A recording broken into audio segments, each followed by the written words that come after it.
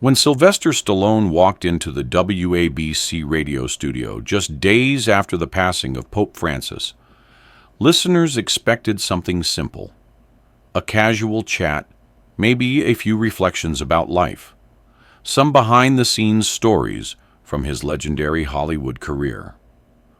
But from the moment he entered, something felt off. The host, Tom Dalton, known for his easygoing charm and jokes that could light up even the grimmest news day, tried to steer the night toward laughter. A few jokes about Stallone's iconic tough guy image, a playful jab about how he never seemed to age. But Stallone wasn't following the script. He was quiet, measured, and oddly distant. His eyes, usually twinkling with dry humor, seemed focused somewhere far away. And then, just as Tom reached for his stack of pre-written cue cards, a small but peculiar object caught Stallone's attention. A hand-carved wooden cross resting quietly beside the studio microphone. The atmosphere shifted. The questions changed. So did the answers. What had begun as another easygoing radio interview spiraled into something else entirely. An unplanned confession, a story long buried beneath silence, and a truth that would shake not only the studio, but everyone listening from their cars, their homes, their night shifts across America. By the time Stallone finished speaking, there was no applause, no light-hearted goodbyes, just a stunned, raw silence. Listeners across the country would say they felt it, that moment when truth entered a space and demanded to be heard. Stay with us, because what you're about to witness isn't entertainment. It's a revelation that could change everything we think we know about faith, power, and the hidden battles fought far from the public eye. The red on-air light glowed above the studio door, a silent witness to what was about to unfold. The familiar theme music of American Nights with Tom Dalton faded, and Tom leaned into his microphone. All right, folks, you're in for something special tonight. We've got the one, the only, Sylvester Stallone, with us live. Let's give him a warm welcome. Listeners smiled across the nation, imagining Sly's lopsided grin, his gravelly voice, the very spirit of the American underdog. Stallone sat down across from Tom, adjusting his headset with hands that looked no less strong than they had decades ago. He wore a worn leather jacket, a plain gray t-shirt, and jeans. A man who never needed flash to be unforgettable. Tom kicked things off light. Sly, you're looking sharp, my man. I gotta ask, is it all clean living? Or are you secretly bottling up holy water? Laughter rippled through the control room, but Stallone only smiled faintly. His hand, almost unconsciously, brushed the small cross on the desk. Good genes, he said quietly, and maybe a little help from above. Tom, sensing something deeper, chuckled nervously and flipped to another question. But before he could read it, Stallone leaned forward. There's something I need to say, he said, voice low, almost raw. Something I've carried for a long time. Tom blinked, unsure how to respond. The air in the studio grew heavier, the laughter from the opening moments now just a memory. The engineer in the booth shifted in his seat. Stallone's fingers tapped lightly on the table near the cross, gathering courage. In late 2018, he began, I was in New York, Midtown, staying at the Waldorf Astoria, after an event honoring veterans. It was late, after midnight, when a man approached me in the lobby. No introduction, just an envelope. He paused, letting the words settle. It had the Vatican seal, real old school, wax stamp, gold ribbon, the whole 9 yards. Tom leaned closer, microphone forgotten. And what did it say? Stallone's voice grew softer. Just a single line. Trust is the only key. Midnight. St. Patrick's Cathedral. No signature. No explanations. Tom let out a low whistle. Sounds like something out of a spy movie. I thought the same, Stallone admitted, a half smile playing on his lips for just a moment. I even thought about tossing it. Figured it was some elaborate prank. But curiosity, and a gut feeling too strong to ignore, pulled him to St. Patrick's that night. He slipped through a side entrance. The massive cathedral, usually alive with tourists and worshippers, was silent, sacred. And standing near the candle-lit altar, wearing simple white robes instead of ornate vestments, was Pope Francis. No entourage, Stallone said, voice tight with memory. No cameras, just him, waiting for me. The Pope greeted him not with ceremony, but with a tired, almost desperate kind of warmth. They walked through the side gardens, the New York skyline towering above them, yet somehow feeling a world away. He told me, Stallone continued, that he needed someone who understood battles. Not just the kind fought with fists or weapons, but the battles fought inside. Silent battles. Hidden battles. Tom said nothing, sensing that even breathing too loudly might break whatever fragile thing was unfolding. And he said something else, Stallone added. He reached into his jacket and pulled out an old, thick envelope, edges yellowed with time, the black wax seal still unbroken. He gave me this, he said simply.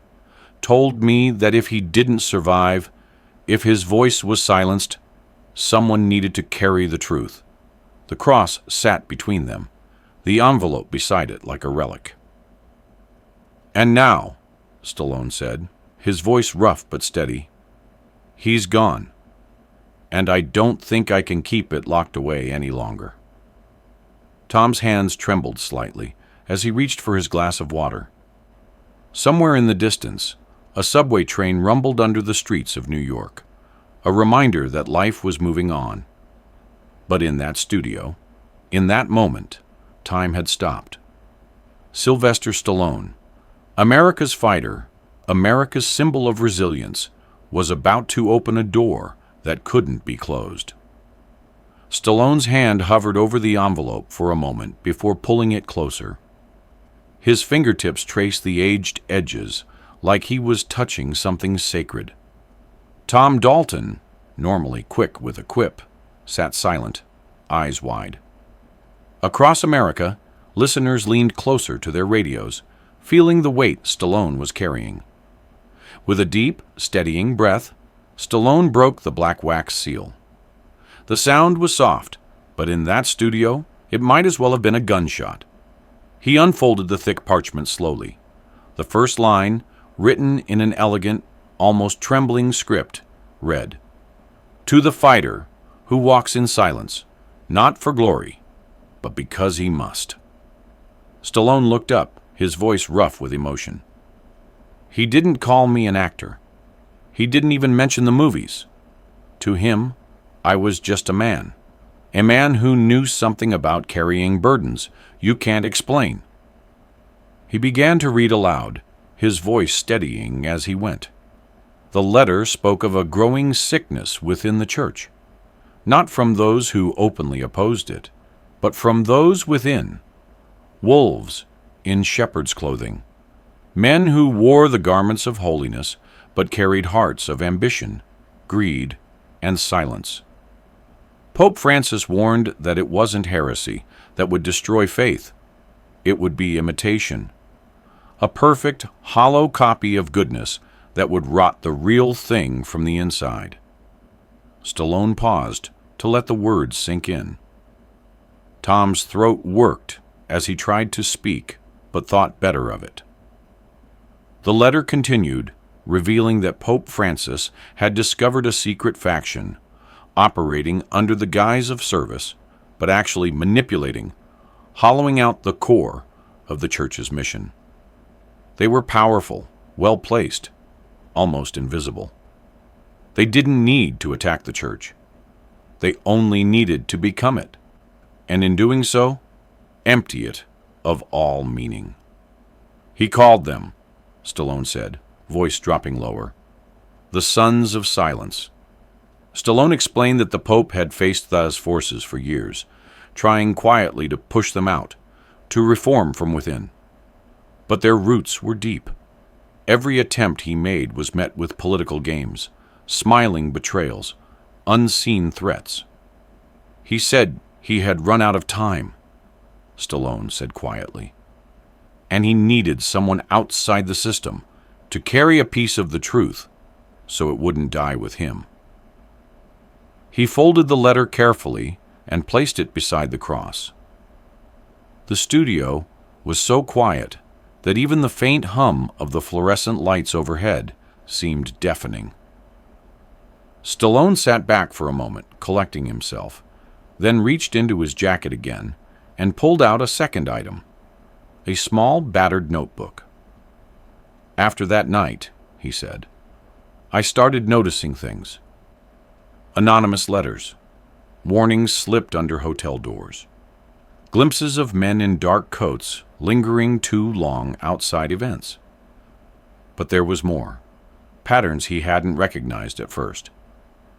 Small churches in poor neighborhoods, closing without warning, Stallone said.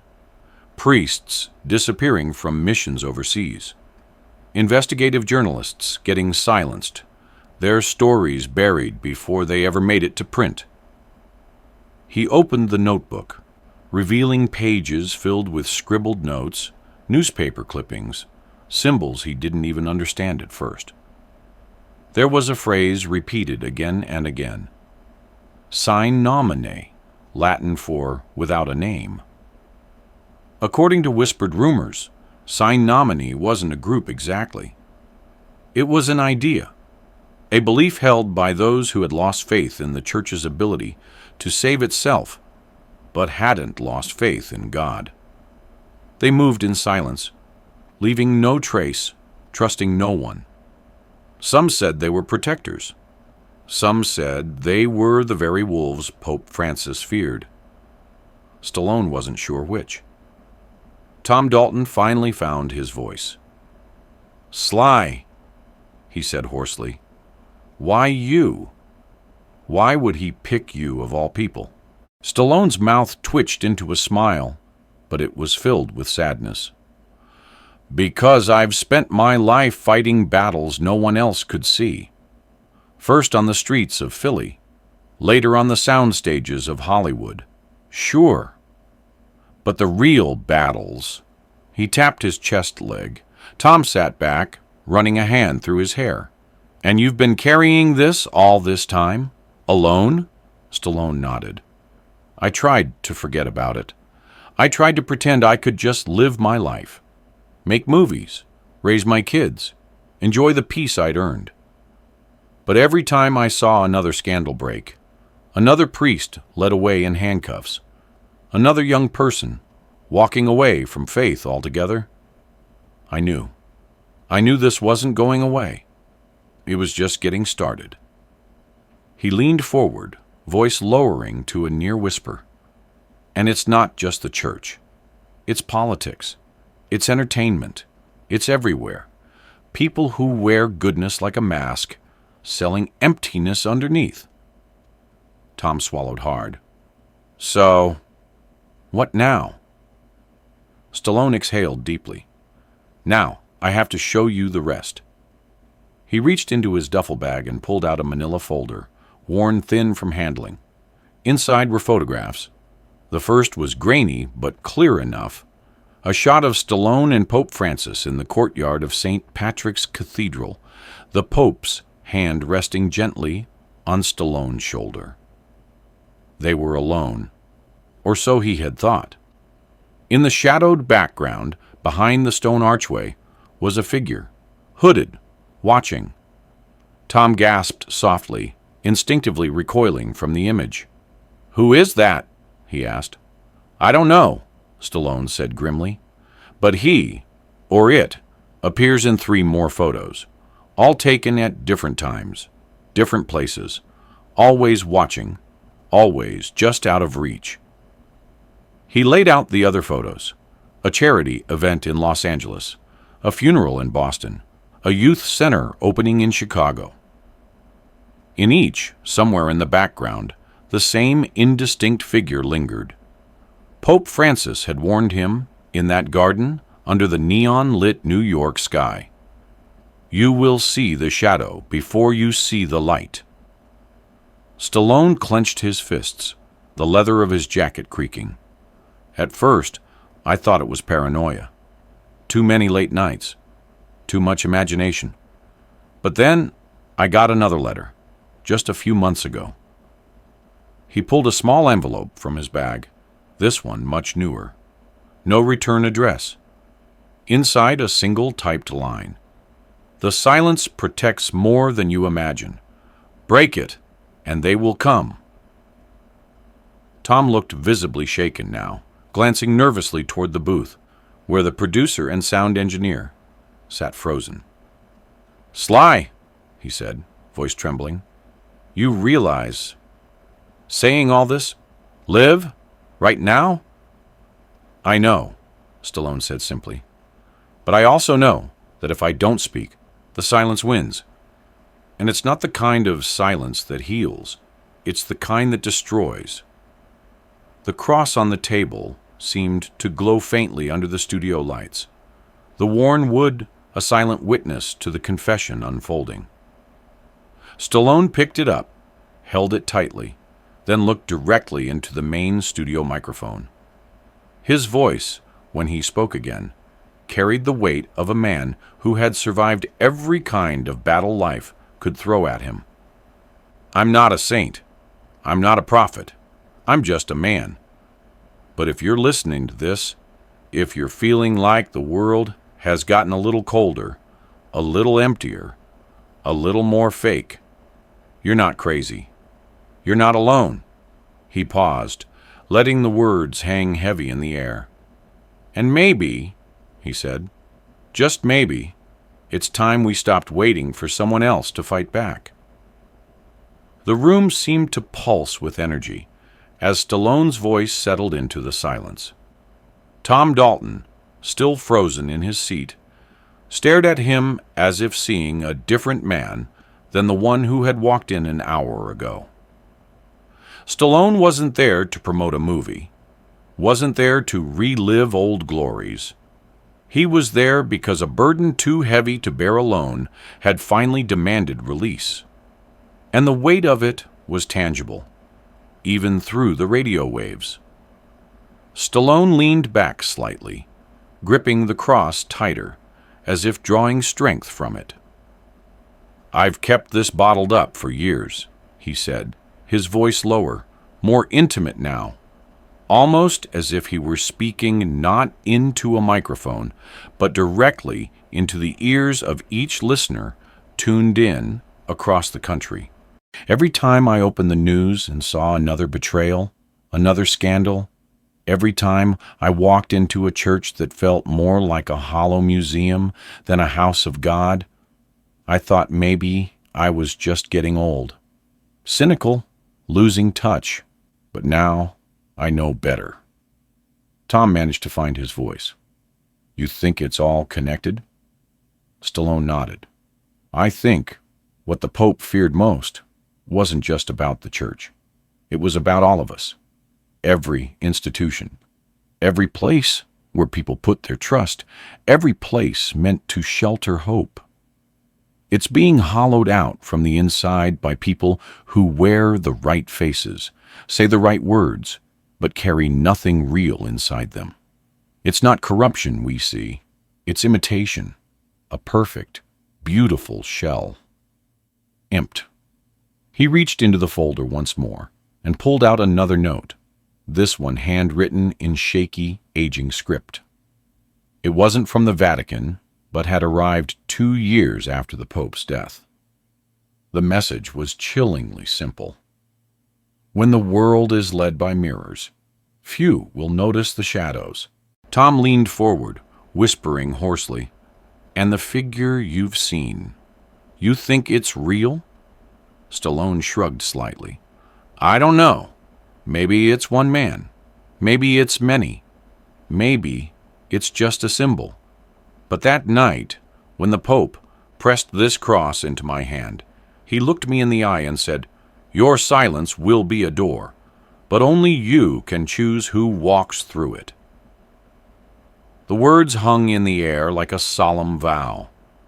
Stallone explained that the more he dug, the more he realized how deep the rot went.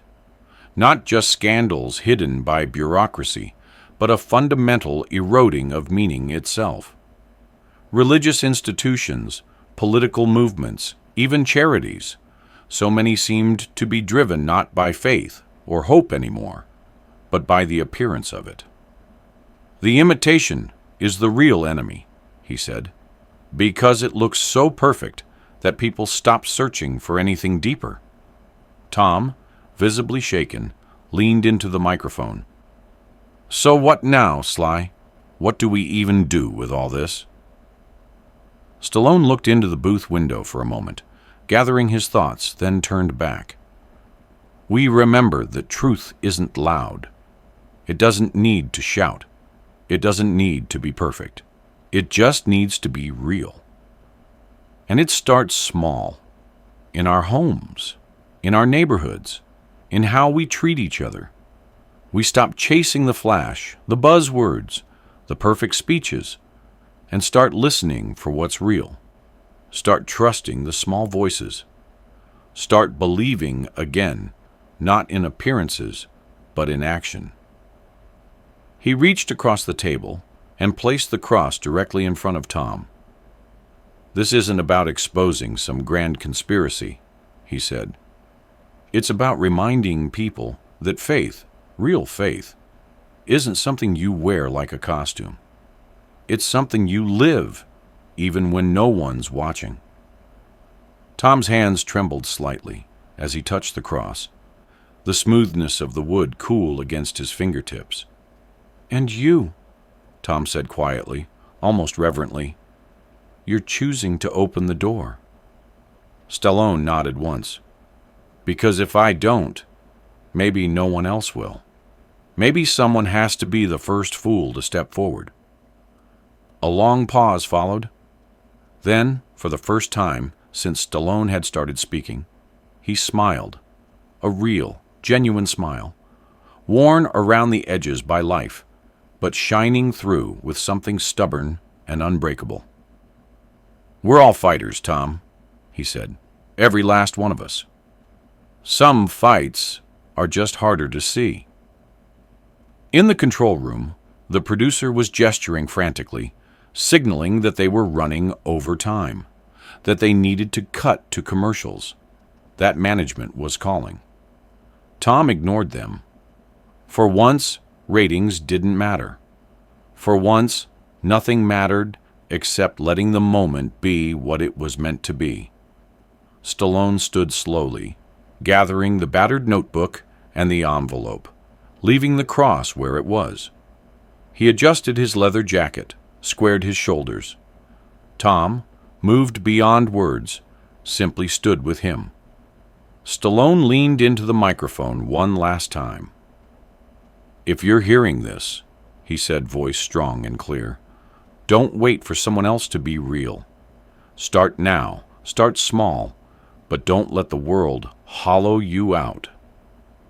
And with that, he tipped his head respectfully, a small gesture that somehow felt like a salute to everyone listening, and walked out of the studio into the cold Manhattan night. Tom watched him go, unable to move for a long moment. Then he turned back to the microphone, his voice cracking with emotion. "Ladies and gentlemen," he said, "I don't know about you, but I think we just heard something that's going to stay with us for a long, long time. No music played, no ads cut in, just the low hum of the open mic, and somewhere beyond it, the soft echoes of a country thinking harder than it had in a long while. Across America, listeners sat still, engines idling in parked cars, hands resting forgotten on mugs of coffee, hearts beating a little heavier in their chests. Some wiped at unexpected tears. Others stared into the dark, pondering the fight Stallone had laid bare before them. It wasn't the kind of battle they were used to seeing in headlines. It wasn't flashy or obvious. It was the slow, creeping danger of imitation, of empty words, of losing what made faith and life itself worth fighting for. Later that night, the station's website would crash from the flood of emails and messages pouring in. Not angry letters, not demands for retractions, but gratitude, stories, confessions. People who had been afraid to believe that the hollow feeling growing around them wasn't just in their heads. People thanking Stallone for putting into words what they had felt, but hadn't known how to express. Tom Dalton would later call it the most powerful moment of his career. Not because it broke ratings records, not because it trended on social media, but because it was real, unscripted, true. As for Stallone, he disappeared quietly into the night, just another figure among the endless rush of New York City. No entourage, no flashing lights, just a man walking under the towering shadows of glass and steel, carrying the knowledge that sometimes the hardest battles are the ones fought in silence, and the strongest heroes are the ones who never wanted the title. Somewhere, deep inside the folds of the battered notebook he carried, were pages yet to be read, questions yet to be answered, shadows yet to be faced. But for tonight, for this one night, Sylvester Stallone had chosen to open the door, and on the other side was hope.